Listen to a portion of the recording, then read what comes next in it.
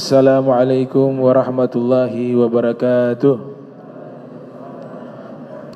Yang saya muliakan Imam Masjid Nurul Bazar beserta seluruh pengurus Masjid Nurul Bazar dan seluruh jamaah yang hadir. Alhamdulillah, di hari ini kita kembali melanjutkan kajian kita. Mudah-mudahan Allah Ta'ala berikan kita sehat walafiat, panjang umur, istiqamah dalam taat wal ibadah bijahin nabi walin nabi. Al-Fatihah. Bismillahirrahmanirrahim. Alhamdulillahirabbil alamin arrahmanirrahim maliki yaumiddin. Iyyaka na'budu wa iyyaka nasta'in. Ihdinas siratal mustaqim siratal ladzina an'amta 'alaihim ghairil maghdubi 'alaihim waladdallin. Amin. Pertemuan kali ini kita langsung masuk ke pembahasan kitab An-Nasaih Ad-Diniyah. Kita mulai dari Muqaddimatul Muallifi, yaitu pengantar dari penyusun kitab An-Nasaih Ad-Diniyah, yaitu Al-Imam Al-Kutub Al-Habib Abdullah bin Alwi bin Muhammad Al-Haddad. Beliau memulai penjelasan kitab yang beliau tulis dengan Bismillahirrahmanirrahim. Saya belum tahu pasti ini apa dari percetakan atau dari kitab beliau memulai dengan Bismillahirrahmanirrahim. Tapi umumnya ulama-ulama yang menulis kitab sebelum memulai pembahasan kitab diawali dengan Al-Basmalah, karena ittiba'u bil Quran, mengikuti Al-Quran. Al-Quran itu diawali oleh surat Al-Fatihah. Nah, surat Al-Fatihah itu yang awal adalah basmalah. Setelah basmalah, hamdalah. Nah, susunan kitab para ulama juga umumnya seperti itu. Basmalah terlebih dahulu, kemudian hamdalah. Basmalah artinya bacaan Bismillahirrahmanirrahim. Hamdalah bacaan Alhamdulillahi Rabbil Alamin. Wala hawla wala quwata illa billahil aliyil azim. Subhanak la ilma lana illa ma 'allamtana innaka antal alimul hakim. Kemudian beliau lanjutkan dengan potongan ayat juga. Ayat Al-Quran, dan ini adalah ucapannya malaikat, termaktub di dalam surat Al-Baqarah, yaitu Subhanak la ilma lana illa ma 'allamtana innaka antal alimul hakim. Maha suci engkau, tidak ada ilmu bagi kami. Jadi semua makhluk jika memiliki ilmu, itu semua pemberian Allah. Hakikat ilmu itu sumbernya dari Allah lewat pintu ilmu Nabi Muhammad sallallahu alaihi wasallam.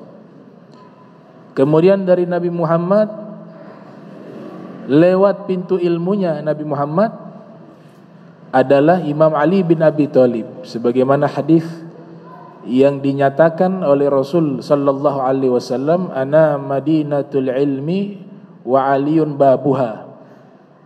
Hadis ini sahih menurut Sayyid Ahmad bin Siddiq Al-Ghumari. Hadis yang sahih, walaupun sebagian ulama ada yang menyatakan bahwa hadis ini adalah hadis yang palsu. Siapa yang menyatakan hadis ini hadis yang palsu? Yaitu Al-Imam Ibnu Zawzi Al-Baghdadi, yang lahir pada tahun 510 Hijriah, wafat 597 Hijriah. Beliau memasukkan hadis ini menurut beliau, karena ini kan sifatnya subjektif penelitian. Menurut beliau hadis ana madinatul ilmi wa aliyun babuha faman aradal ilma falyatil bab. Ya, saya kotanya ilmu, Imam Ali adalah gerbangnya ilmu. Nah, menurut beliau hadis ini palsu dan beliau masukkan di dalam kitabnya Al-Mawdu'at. Al-Mawdu'at itu adalah kitab yang mengumpulkan hadis-hadis palsu. Menurut Ibnu Zawzi Al-Baghdadi yang lahir pada tahun 510 Hijriah, wafat 597 Hijriah. Tapi dibantah juga oleh Imam Az-Zahabi. Al-Imam Az-Zahabi juga mengkritik isi kitab Al-Mawdu'at. Beliau mengatakan ternyata banyak ditemukan hadis-hadis yang sanadnya bagus tapi dipalsukan. Menurut beliau palsu, bukan dipalsukan. Menurut beliau palsu, ternyata hadis-hadis tersebut baik. Dan ini dinukilkan oleh Al-Imam As-Suyuti yang dilahirkan pada tahun 849 Hijriah, wafat 911 Hijriah. Dalam kitabnya Tadribur Rawi, Al-Imam Az-Zahabi yang lahir pada tahun 673 Hijriah, wafat 748 Hijriah, menyatakan di dalam kitab tersebut Tadribur Rawi, ternyata diteliti, ditelaah lagi, diseleksi lagi hadis-hadis yang dinyatakan palsu di dalam kitab Al-Mawdu'at karya Al-Imam Ibnu Zawzi Al-Baghdadi, ternyata banyak yang hasan. Nah, termasuk hadis ini dinyatakan palsu, ternyata ulama-ulama belakangan mutaakhirin justru menyatakan hadis ini sahih dan diriwayatkan oleh banyak sahabat Nabi Muhammad sallallahu alaihi wasallam. Ana Madinatul Ilmi wa Aliun babuha. Kemudian hadis ini dianggap sahih oleh Imam Al-Hakim yang dilahirkan pada tahun 321 Hijriah, wafat 405 Hijriah, di dalam kitabnya Al-Mustadrak. Dan hadis ini dinyatakan hadis hasan menurut Imam As-Suyuti di dalam kitab beliau Tarikhul Khulafa. Jadi ada beberapa pendapat tentang derajat hadis ana Madinatul Ilmi wa Aliun babuha. Kalau saya cenderung ke pendapat As-Sayyid Ahmad bin Muhammad bin Siddiq Al-Ghumari. Beliau membuat kitab khusus membahas tentang penelitian sanad dan penjelasan matan dari hadis tersebut. Judulnya adalah Fathul Malikil Ali, yang membahas tentang sanad hadis tersebut dan penjelasan ringkasan tentang matan hadis itu. Dan beliau simpulkan bahwa hadis ini hadis yang sahih, dan hadis ini diriwayatkan oleh banyak sahabat Nabi Muhammad sallallahu alaihi wasallam. Kemudian dilanjutkan di sini, subhanak la ilma lana illa ma 'allamtana. Nah, kata malaikat, kami tidak memiliki ilmu terkecuali apa-apa yang engkau ajarkan kepada kami. Artinya ilmu itu diajarkan oleh Allah. Allah ajarkan kepada para malaikat ilmu. Allah ajarkan kepada manusia pertama. Siapa? Nabi Allah Adam. Wa 'allama Adama al-asma'a kullaha. Dia Allah yang mengajarkan kepada Nabi Adam seluruh nama-nama. Dari sini ditafsirkan oleh mufassirun, makna nama-nama di sini banyak pendapat. Ada yang mengatakan kosakata seluruh benda yang ada di bumi itu diajarkan oleh Allah kepada Nabi Adam. Ada yang mengatakan nama-nama hewan-hewan. Ada yang menyatakan makna nama-nama di sini diajarkan seluruh bahasa.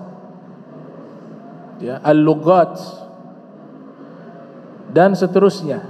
Bisa dirujuk di dalam kitab tafsir, makna dari al-asma'a kullaha itu sangat banyak.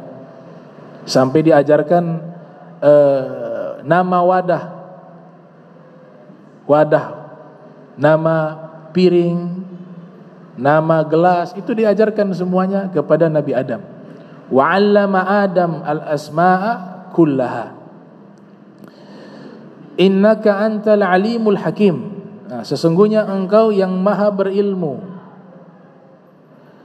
Kalau kita mengikuti uslub bahasa, beda antara al-alim dengan al-alim. Beda ya.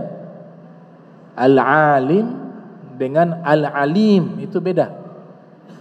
Yang satu tanpa huruf ya, dia ainnya ada alif, al-alim. Yang satunya dia tanpa alif, tanpa memanjangkan mat, ainnya tidak panjang tapi diganti dengan ya di setelah lam, al-alim. Ya, bisa dibayangkan hurufnya ya, al-alim dengan al-alim itu beda. Farqun bainal alim wal alim, itu beda. Apa bedanya? Al-alim itu perbedaannya ilmu yang didapat, ada yang mengajarkan. Yang pertama ya. Jadi ilmu yang ia dapat, ada yang mengajarkan. Itu namanya al-alim. Sealim-alimnya ulama, sealim-alimnya ahli hadis, sealim-alimnya ahli tafsir, pasti punya guru. Bahkan yang menolak untuk berguru, dia baca kitab yang ditulis oleh guru, oleh ulama. Jadi kita gak bisa lepas dengan namanya guru. Tapi kalau al-alim, ilmunya itu tanpa guru. Kenapa demikian? Karena al-alim sigot mubalaghah, nisbatnya kepada Allah. Siapa gurunya Allah? Gak ada. Allah punya ilmu tanpa ada yang mengajarkan. Beda dengan makhluk, memiliki ilmu, ada yang mengajarkan. Itu perbedaan antara al-alim dengan al-alim. Dalam bahasa Arab, ilmu nahu namanya sighat mubalaghah. Artinya kalau diterjemahkan, yang maha berilmu. Yang maha berilmu. Kalau al-alim, yang berilmu. Nah, itu perbedaan antara al-alim wal alim. Innaka antal alimul hakim. Kemudian Al-Imamul Haddad melanjutkan, alhamdulillahi rabbil alamin, segala puji. Jadi pujian itu yang berhak hanya kita muji kepada Allah. Alif lam lil istighraq, secara mutlak mencakup semua pujian milik Allah. Alhamdulillahi rabbil alamin. Lillah ismun alam atau lafdul jalalah atau ismun karim. Jadi Allah itu adalah lafaz yang mulia atau satu nama yang diambil dari kata ilah. Dalam kitab Fathul Mu'in, ilah artinya apa? Sembahan. Ditambah alif lam. Alif lam masuk kepada ilah, jadinya Allah. Satu-satunya yang disembah, satu-satunya yang layak untuk kita sanjung, satu-satunya zat. Kalau lafaz zat itu bukan berarti zat yang dipahami oleh kita. Zat di sini adalah sesuatu yang berwujud, yang tiada awal dan tiada akhir. Nah, lafaz Allah satu-satunya lafaz yang jika dihapus semua hurufnya akan kembali kepada makna Allah. Alif dihapus jadi apa? Lillah, milik Allah. Kemudian lamnya dihapus jadi apa? Lahu, untuknya, untuk Allah. Lamnya dihapus jadi hu. Hu di situ dia Allah. Kemudian hu-nya dihapus, al-ghaib. Alladzina yu'minuna bil ghaib. Itu juga bermakna Allah. Nah, kita diajarkan oleh para ulama kalau habis sholat itu baca zikir tauhid. Afdalu zikri, ya. La ilaha illallah, ya kan? Muhammad Rasulullah. Kemudian lanjutannya la ilaha illallah tanpa Muhammad. Kemudian lanjutan setelahnya Allah, Allah, Allah. Setelah Allah apa? Hu. Ini luar biasa, saudara-saudara. Ya, kita harus amalkan zikir ini sehingga nanti meninggal dunia ini lidah, ini lisan mudah melafadzkan kalimat tersebut menjelang wafat. Itu salah satu fadailnya. Kenapa yang pertama itu lengkap? La ilaha illallah Muhammad Rasulullah. Ini kalimat yang paling afdal yang diucapkan menjelang wafat. Kan Nabi ajarkan, laqinu mautakum biqauli la ilaha illallah. Tuntunlah orang-orang yang menjelang wafat di antara kalian membaca la ilaha illallah. Di dalam hadis yang lain Rasul sallallahu alaihi wasallam bersabda, siapa yang mengucapkan la ilaha illallah di akhir umurnya, dakhalal jannata, dia masuk ke dalam surga. Saya baca di dalam kitab syuruh, ulama hadis menambahkan ma'a qarini, lebih afdal lagi digandengkan dengan lafaz Allah tersebut dengan nama Nabi Muhammad. Jadi kalau mau meninggal kita lafadzkan tuh la ilaha illallah. Kalau mampu melafadzkan secara sempurna, kita tambahkan dengan nama Nabi Muhammad SAW. Karena kalimat la ilaha illallah itu yang mengajarkan Nabi Muhammad. Dari mana kita tahu kalimat la ilaha illallah? Kalau bukan perantara baginda Nabi kita Muhammad sallallahu alaihi wasallam. Makanya Allah katakan kepada Nabi untuk diajarkan, laqinu mautakum biqauli la ilaha illallah. Tuntunlah orang-orang yang menjelang wafat di antara kalian dengan melafadzkan la ilaha illallah. Nah, nanti kalau memang lidah ini terasa sulit karena cukup panjang, jangan membayangkan kalimat ini mudah ya. Karena menjelang wafat itu berbeda dengan keadaan kita masih sehat seperti ini. Kalau sudah menjelang wafat itu terasa berat ini lidah melafadzkan. Disinilah ulama-ulama mendapatkan semacam pendidikan ilmu. Kalau tidak mampu melafadzkan begitu panjang kalimat tersebut, maka boleh diringkas la ilaha illallah. La ilaha illallah. Begitu. Tidak mampu la ilaha illallah karena terlalu panjang, diringkas lagi apa situ? Allah, Allah, Allah, Allah. Allah, Allah, Allah. Jangan dipaksa kalau ia tidak mampu melafadzkan secara utuh la ilaha illallah Muhammad Rasulullah, jangan dipaksa. Semampunya dia, yang penting ada lafaz Allah di situ dan ada lafaz Nabi Muhammad. Kalau memang la ilaha illallah Muhammadur Rasulullah ia tidak mampu melafadzkannya ketika menjelang wafatnya, atau juga dia tidak mampu melafadzkan la ilaha illallah, maka diringkas dengan lafaz Allah, Allah, Allah, Allah, Allah. Sayyidina Bilal itu ketika diletakkan batu di dadanya, dia melafadzkan hanya kalimat singkat ahad, ahad, ahad, satu, satu, satu. Nah, lafaz Allah, Allah lebih sakral lagi dari ahad, ahad. Ismul mufrad wa lafdul jalalah bima'nal jami'. Dia bentuknya lafaz yang tunggal tapi maknanya keseluruhan. Maknanya apa? Keseluruhan. Naam. Alhamdulillahirabbil alamin alladzi ja'ala da'wata ilal huda wad-dalalati 'alal khair wan nasihati lil muslimin min afdalil qurbati wa arfa'id darajat wa ahammil muhimmati fid din. Beliau katakan di sini Allah Ta'ala menjadikan dakwah kepada petunjuk dan juga dakwah itu mengajak kepada kebaikan. Jadi dakwah itu isinya intinya dua, ngajak orang kepada petunjuk, kepada agama Islam, dan yang kedua mengajak orang kepada kebaikan. Jadi dakwah kalau isinya bukan kebaikan, bukan dakwah. Isinya tidak mengajarkan akhlak, bukan dakwah. Isinya tidak mengajarkan tawadu, bukan dakwah. Makanya di dalam Al-Quran itu jelas Allah nyatakan, faltakun minkum ummatun yad'una ilal khair. Harus ada umat yang mengajak kepada khair, kebaikan. Al-huda artinya petunjuk agama. Alal khair wan nasihati lil muslimin. Kemudian di dalam dakwah ada yang disebut dengan an-nasihah.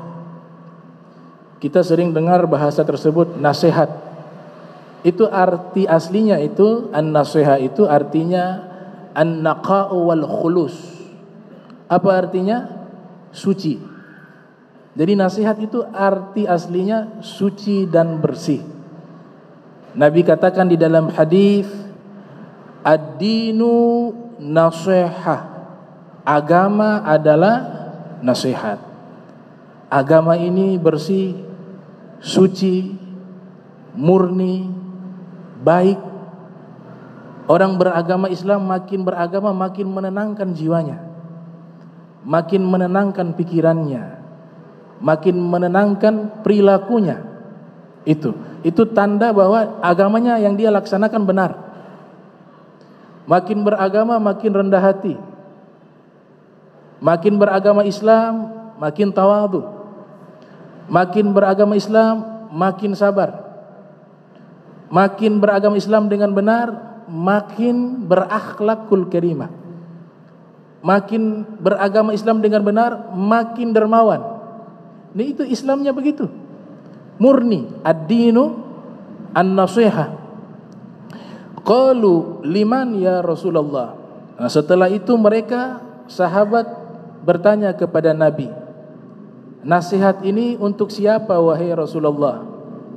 Qala an-nabiy sallallahu alaihi wasallam lillahi. Di sini Nabi jelaskan pembagian nasihat. Jadi nasihat itu ada 5 macam. Yang pertama, nasihat lillahi, untuk Allah. Ini bukan berarti karena di dalam buku-buku terjemahan itu ada yang menulis nasihat kepada Allah. Bagaimana kita memberikan nasihat kepada Allah? Allah tidak butuh dinasihati. Akan tetapi maknanya di sini, nasihat di sini adalah nasihatulillah. Kita ajak orang ketika dakwah, kita ajak orang, umat atau manusia ketika dakwah bukan untuk pribadi kita, tapi kita ingin ajak mereka semuanya agar bisa taat kepada Allah, agar bisa mendekat kepada Allah Subhanahu wa taala, bukan karena motivasi yang lainnya. Itu makna daripada an-nasihah lillah, ya. Wali kitabihi. Kemudian jenis nasihat yang kedua, nasihat dengan kitabnya, Al-Qur'an. Ada satu kitab berjudul At-Tibyan fi Adabi Hamalatil Quran. Di dalam kitab tersebut ditulis oleh Al-Imam An-Nawawi, begitu penghormatan ulama terhadap Al-Quran. Diajarkan kepada kita mazhab Syafi'i itu tidak boleh menyentuh Al-Quran, mushafnya, tulisannya, kecuali dalam keadaan berwudu. Itu penghormatan kepada Al-Quran. La yamassuhu illal mutahharun. Tidak boleh menyentuhnya terkecuali suci. Emang tafsirannya macam-macam. Ada yang mengatakan ini maknanya malaikat, ini maknanya orang yang tidak suci, yaitu orang kafir menyentuh Al-Quran tidak boleh, dan seterusnya. Tapi dikukuhkan di dalam mazhab Syafi'i, baik kita seorang muslim, kalau memegang Al-Quran tidak boleh dalam keadaan hadas, harus dalam keadaan suci. Bahkan dikatakan di dalam surat yang ditulis oleh Sayyidina Umar bin Khattab, jadi Al-Quran ini di masa Sayyidina Umar bin Khattab, di masa Sayyidina Utsman bin Affan, puncaknya di masa Sayyidina Utsman bin Affan, itu terjadi masalah. Karena negara Islam ini sudah tersebar meluas, bukan hanya di Makkah, di Madinah, tapi sudah sampai ke Afrika, Mesir, sampai ke Syam, sampai ke Persia. Akhirnya mereka membaca Al-Quran menggunakan logat tempat tinggal masing-masing. Jadilah masalah, muskilah, problem. Ini bisa dibaca dalam kitab Al-Masahif yang membahas tentang sejarah Al-Quran, yang ditulis oleh putranya Imam Abu Daud. Abu Daud masyhur, ya, ahli hadis, Sunan Abi Daud, memiliki putra ulama besar, cuma tidak populer. Bukan berarti anaknya tidak alim, tidak, anaknya alim. Itu kitab saya baca, Kitabul Ba'ats, kitab Al-Masahif, luar biasa anaknya Imam Abi Daud. Beliau ahli hadis, ahli sejarah, tapi tidak populer. Kenapa? Karena ayahnya terlalu besar. Abu Daud terlalu besar, terlalu alim, sehingga ada kiai di Jawa Tengah namanya Kiai Haji Gus Koyum. Saya sering ikuti pengajian beliau, sudah lama, sudah bertahun-tahun. Beliau sangat menguasai kitab-kitab kuning, dan salah satu kiai yang bisa mensederhanakan bahasa-bahasa dan kajian-kajian yang sulit dalam kitab kuning bisa disampaikan dengan sederhana. Itu salah satu kelebihan beliau, namanya Gus Koyum. Beliau punya ayah wasiatkan kepada beliau, wahai putraku, nanti seandainya kelak engkau jadi ulama, ayah minta tolong jangan jadi ulama yang sangat alim, kasihan anak. Kalau ayahnya terlalu alim, anaknya juga alim, tapi karena kalah alim dengan ayahnya, pamor anaknya tertutup. Dan itu terjadi. Ada yang kenal anaknya Imam Ahmad bin Hanbal, ulama. Anaknya Imam Syafi'i, ulama. Ada yang kenal anaknya Imam Syafi'i. Anaknya Imam Syafi'i ada yang jadi ulama, gak kenal. Padahal alim, tapi Imam Syafi'i terlalu besar. Kita ibaratkan lilin, kita taruh di cahaya matahari. Bagaimana lilin? Bercahaya tidak? Gak bercahaya. Ada matahari. Tapi kalau lilin dengan lilin masih bisa. Lampu 15 watt dengan 15 watt masih bisa. Tapi lampu 15 watt dengan sinar matahari padam cahayanya. Itu perumpamaannya. Imam Ahmad bin Hanbal memiliki putra namanya Imam Abdullah bin Ahmad bin Hanbal, ahli hadis juga. Itu kitab-kitab musnad, kitab-kitab fadail Amirul Mukminin Ali bin Abi Thalib, dan kitab fadail sahabat Nabi, itu yang tulis beliau, putranya. Hakikatnya Imam Ahmad mendiktekan kepada beliau, beliau tulis. Tapi kalah pamor dengan Imam Ahmad, karena Imam Ahmad terlalu alim, terlalu besar. Beliau itu menghafal hadis Nabi Muhammad SAW, kil hadza alfi hadithin, 1.000.000 hadis Nabi SAW dihafal. Nah, putra beliau tidak sebanyak hafalan dibanding dengan ayahnya, maka tertutup itu ilmu tersebut. Nah, ini makna daripada kajian yang disampaikan oleh Al-Habib Abdullah Al-Haddad. Di sini dikatakan bahwa nasihat itu terbagi menjadi 5. Nasihat kepada Allah, yang kedua kepada Al-Quran, dan yang ketiga kepada Rasul. Bukan kita menasihati Rasul, tapi kita mengajak orang untuk mengenal Rasulullah SAW. Kita mengajak orang untuk mengenal Nabi, kemuliaan Nabi. Fa inna fadla Rasulillahi laisa lahu haddun fayu'biru anhu natiqun bifami. Karena kemuliaan Nabi tidak ada batasannya, sehingga nanti akan ada punya apa? Ta'zim, penghormatan. Jadi beragama Islam itu harus punya zauq, rasa. Ini yang hilang ini. Hilang kita. Bagaimana ulama dahulu membaca kitab hadis Nabi harus menggunakan pakaian yang paling mewah. Mandi dulu, pakai wangi-wangian. Siapa beliau? Imam Malik bin Anas, lahir tahun 93 Hijriah, wafat 179 Hijriah. Imam Malik bin Anas ketika mengajar hadis, beliau tidak langsung mengajar. Gunakan imamah, mandi dulu, pakai minyak wangi, bakar gaharu, jubah yang paling mewah. Sudah begitu sholat 2 rakaat dulu. Selepas itu baru ngajar hadis. Itu apa namanya? Ta'zim, penghormatan kepada Nabi Muhammad sallallahu alaihi wasallam. Karena mereka belajar, mereka kenal, ya, mereka tahu tuh rasa zauq itu. Sampai dikatakan oleh muridnya bernama Abdullah ibni Mubarak, yang dilahirkan tahun 118 Hijriah, wafat 181 Hijriah. Imam Malik ketika menyampaikan hadis Nabi sallallahu alaihi wasallam sedang mengajar, di tengah-tengah beliau menyampaikan hadis Nabi, ekspresi wajahnya berubah, berkeringat, seakan-akan menahan sesuatu, rasa sakit yang beliau tahan. Tapi tetap beliau bacakan hadis hingga tuntas hadis tersebut. Selesai tuntas hadis tersebut dibacakan, beliau pingsan. Ternyata dicari tahu apa yang terjadi dengan Imam Malik. Murid-muridnya melihat ada makhluk di belakang punggungnya, di dalam pakaian, diraba-raba, ternyata kalajengking. Di punggungnya itu sudah berapa kali sengatan, bukan sekali, karena dilihat di situ banyak yang merah-merah, itu sudah puluhan sengatan kalajengking.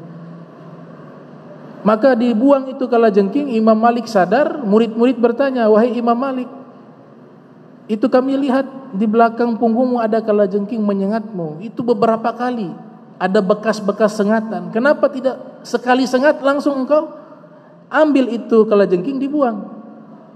Kata Imam Malik apa? "Saya tidak berani memotong sabda Nabi. Ini kan belum tuntas. Makanya saya rela menahan rasa sakit hanya untuk tidak memotong sabda Nabi Muhammad SAW, karena itu bagian daripada su'ul adab. Jadi saya menahan tuh beberapa kali disengat oleh kalajengking sampai tuntas hadis, baru beliau terbanting pingsan." Itu tingkatan adab daripada ulama-ulama terhadap ilmu Nabi Muhammad SAW. Sama seperti juga Al-Imam Ja'far As-Shadiq bin Muhammad Al-Baqir. Ini yang menjadi saksi mata Imam Malik. Imam Malik mengatakan, guru kami, beliau punya guru, Imam Abu Hanifah, Al-Imam Malik berguru kepada Al-Imam Ja'far As-Shadiq bin Muhammad Al-Baqir. Imam Malik mengatakan, guru kami Al-Imam Ja'far As-Shadiq, beliau itu kathratu du'abah, sangat ramah sama orang. Kalau ada orang datang bertamu, beliau ramah, bisa bercanda, senyum. Fa idza dzukira ismun nabi tagayyara launuhu. Tapi ketika ada yang menyebutkan nama Nabi, wajahnya berubah, pucat dalam tanda kutip ini bukan pucat takut, tapi ta'zim. Wasallat dumu'an khaddihi. Kemudian air mata membasahi pipinya ketika mendengar nama Nabi Muhammad. Wala yuhadditsu haditsan illa ala taharatin. Dan beliau tidak menyampaikan satu hadis Nabi terkecuali dalam keadaan berwudu. Padahal tidak diwajibkan menyampaikan hadis dalam keadaan berwudu, tapi sebagai apa? Ta'ziman, takriman, pengagungan, penghormatan kepada baginda Nabi Muhammad sallallahu alaihi wasallam. Begitu. Jadi tanpa Rasulullah sallallahu alaihi wasallam, tanpa penghormatan kepada Rasulullah, ibadah kita hangus. Mau hebat kayak bagaimana gak bisa, hangus ibadah kita. Siapa yang menyatakan? Allah fil Quran, la tarfa'u aswatakum fawqa sautin nabi wa la tajharu lahu biqauli ka jahri ba'dikum li ba'din antahbata a'malukum wa antum la tash'urun. Padahal khitabnya kepada siapa? Pada sahabat. Ini ayat turunkan kepada sahabat, tapi dikasih kepada semua umat. Jadi sahabat yang punya amal yang luar biasa, jika tidak beretika dan berakhlak kepada Nabi Muhammad, amalannya terhapus. Kalau sahabat saja terhapus amalannya, bagaimana dengan bukan sahabat? Ya, bagaimana dengan bukan sahabat? Sahabat jihad, mukhlis, ikhlas, sudah dapat ridhonya Allah. Wasabiqunal awwalun minal muhajirin wal ansar walladzina tabauhum bi ihsanin radhiyallahu anhum wa radu'an. Tapi ketika tidak berakhlak kepada Nabi, hanya mengangkat suara, amalannya berguguran gitu. Nah, jadi ilmu ini ilmu yang penting, ilmu akhlakul karimah. Nah, kemudian dikatakan di sini nasihat yang berikutnya, wali aimmatil muslimin, menasehati pemimpin-pemimpin kaum muslimin. Nah, ini baru arti nasihat yang kita fahami. Datang disampaikan kalau ada yang salah, begitu. Nah, ulama-ulama yang dekat dengan pejabat itu harusnya jika lihat pejabat ada punya salah harus berani disampaikan. Karena fungsinya ulama seperti itu, memberikan bimbingan, nasihat kepada para pemimpin. Dan yang terakhir, wa'ammatihim. Ini nasihat, jenis nasihat yang terakhir, yang kelima, sesama kaum muslimin, memberikan nasihat. Ammatihim. Kita harus tahu kita ini bukan malaikat. Mau dia kiai, mau dia habib, mau dia ustaz, bukan malaikat. Maknanya apa? Ada yang salah. Video ceramah saya itu kalau dicari-cari ada yang salah. Videonya ulama semua yang mereka mengajar ada yang keliru. Asalkan jangan sampai keliru di dalam keyakinan. Nah, itu yang berbahaya. Masalah akidah ini kan harus disaring benar-benar apa yang disampaikan. Tapi kalau salah melafadzkan hadis, salah melafadzkan bacaan Al-Quran dan seterusnya, itu manusiawi, karena bukan malaikat itu. Nah, juga demikian, ketika orang berikan nasihat tidak perlu marah, harusnya terima kasih. Itu Al-Habib Umar bin Muhammad bin Salim bin Hafiz waktu dulu ke Solo, sudah jadi ulama besar. Sampai di Solo acara haul, beliau mau ceramah di acara, mampir di satu rumah. Ini ada orang awam ini, mungkin alim tapi tidak sealim Habib Umar. Lihat Habib Umar masih muda, ini sudah sepuh. Dia belum kenal Habib Umar ini ulama internasional sudah sejak dulu. Habib Umar itu sudah berdakwah usia 7 tahun. 14 tahun sudah keliling tuh dakwah. Nah, itu dikatakan ini diberikan nasihat kepada Habib Umar. Oh, antum masih muda ya, ya Masya Allah. Niatnya harus ikhlas ya, perbaiki niatnya. Habib Umar mendengar baik-baiknya, ceramah yang baik, ya, belajar lagi yang lebih giat, baik-baik. Tidak marah sama sekali. Baik, terima kasih, jazakumullah khairan kasihan, terima kasih banyak. Ini nasihat yang sangat mahal, nasihat. Wah, kalau dapat sekarang, saya ini belajar kemana-mana ini. Antum mau kasih nasihat saya bagaimana? Oh, berarti ada yang rusak di dalam hatinya. Nah, ini berarti beragamanya hanya teks, belum ruhnya, belum zauknya. Habib Umar gak ada masalah dikasih nasihat. Ceramah yang benar, belajar lagi ya, masih muda, jangan sombong, jangan baik. Terima kasih, jazakumullah. Akhirnya acara puncak yang memberikan nasihat hadir. Habib Umar ceramah, semuanya nangis, ada yang pingsan. Habib Umar kalau ibtihal itu ada yang pingsan, 90 orang, 60 orang. Kalau doa, pingsan. Saya saksi mata pernah di sana, saya lihat di samping-samping banyak yang pingsan. Ternyata dialami oleh alumni-alumni Darul Mustafa. Habib Umar itu sering ibtihal, begitu khusyuknya doa beliau, sehingga yang mendengarnya itu masuk ke dalam hati sampai tidak kuat pingsan. Ada yang 3 hari baru sadar. Pingsan selama 3 hari melafadzkan Allah sampai 3 hari. Pakai infus makannya. Karena bahasanya dari hati, ilmunya dari sanubari. Ma kharaja minal janan dakhalal janan wa ma kharaja minal lisan la yuzawizul adhan. Ilmu yang disampaikan lewat hati akan tembus ke dalam hati. Tapi kalau ilmu yang disampaikan hanya sekedar lisan, maka dia hanya lewat telinga saja, kata ulama. Yaitu. Walhasil ammatihim memberikan nasihat kepada Habib Umar. Habib Umar ceramah luar biasa isi ceramahnya. Selesai ceramah, beliau yang tadi memberikan nasihat kepada Habib Umar, harusnya saya yang minta nasihat. Minta maaf, harusnya saya yang minta nasihatnya antum. Apa kata Habib Umar? Tidak, saya yang terima kasih antum sudah ingatkan saya. Nasihat adalah agama adalah nasihat. Itu hal yang saya wajib syukuri. Antum sudah berikan nasihat. Saya akan ambil semua nasihat yang antum sampaikan. Begitu.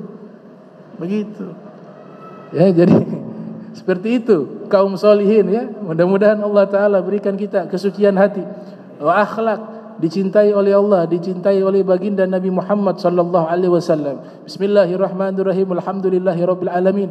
Allahumma salli wa sallim ala sayidina Muhammad. Allahumma jam'ana hadza jam'a marhuma wa tafarraqna min ba'di tafarraqa ma'suma wa la tajal minna wa la minna syaqiyya wa mahruma.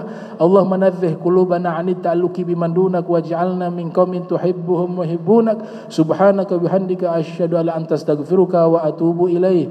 Wa sallallahu ala sayyidina Muhammadin wa ala alihi wa sahbihi wa barik wasallam. Saya minta maaf jika ada salah kata. Wa lafu minkum. Wassalamu alaikum warahmatullahi wabarakatuh.